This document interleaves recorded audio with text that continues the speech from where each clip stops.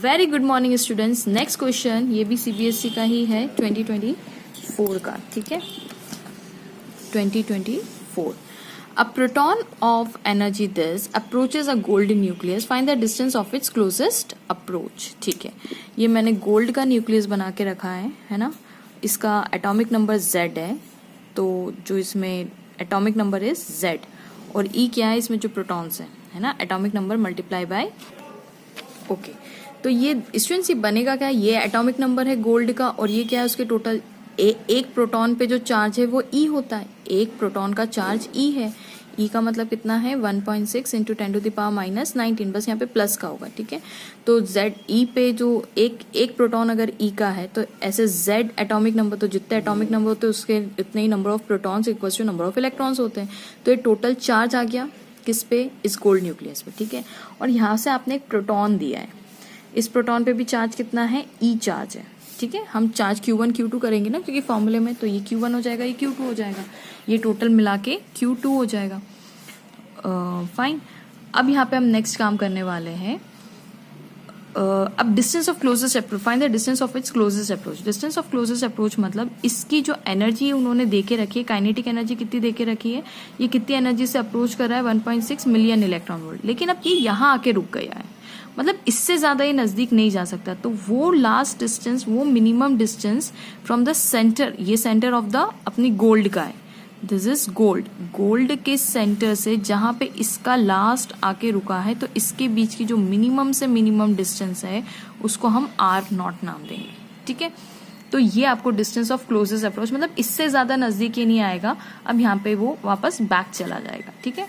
तो ये हमें कैलकुलेट करना है and we have the formula for R0 is equal to K, Q1 Q2 करते थे हम लोग, तो ZE इसका इंटू E जो प्रोटॉन आपने दिया है वो के Z² डिवाइडेड बाई यहाँ पे हो जाता है काइनेटिक एनर्जी, ठीक है। K की वैल्यू क्या होगी 9 इंटू 10⁻⁹, ठीक है। ये K की वैल्यू, यहाँ पे मैं एक काम करती हूँ K की वैल्यू पहले लिख देती हूँ क्योंकि बहुत बड़ा नंबर है इसलिए नीचे लिखते हैं हम लोग। तो R0 आ जाएगा 9 इंटू 10⁻⁹ इंटू Z की वैल्यू कितनी देके रखी है 79 इंटू E कितना है 1.6 into 10⁻⁻19 into 1.6 into 10⁻⁻19 divided by kinetic energy. Kinetic energy कितनी है 1.6, थोड़ा सा काइनेटिक एनर्जी को खोलते हैं।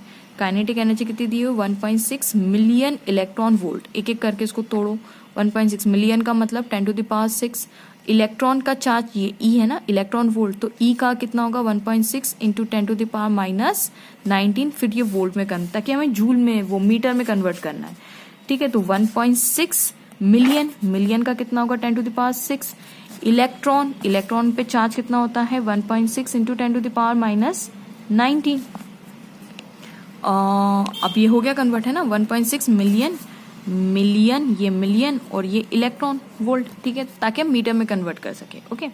अब ये 1.6 से 1.6 गया, किसी और पेन से काटते समझ नहीं आता, फिर 1.6 इंटू 1.6 गया, ये 1.6 से ये 1.6 गया, 10⁻⁻19 से 10⁻⁻19 गया।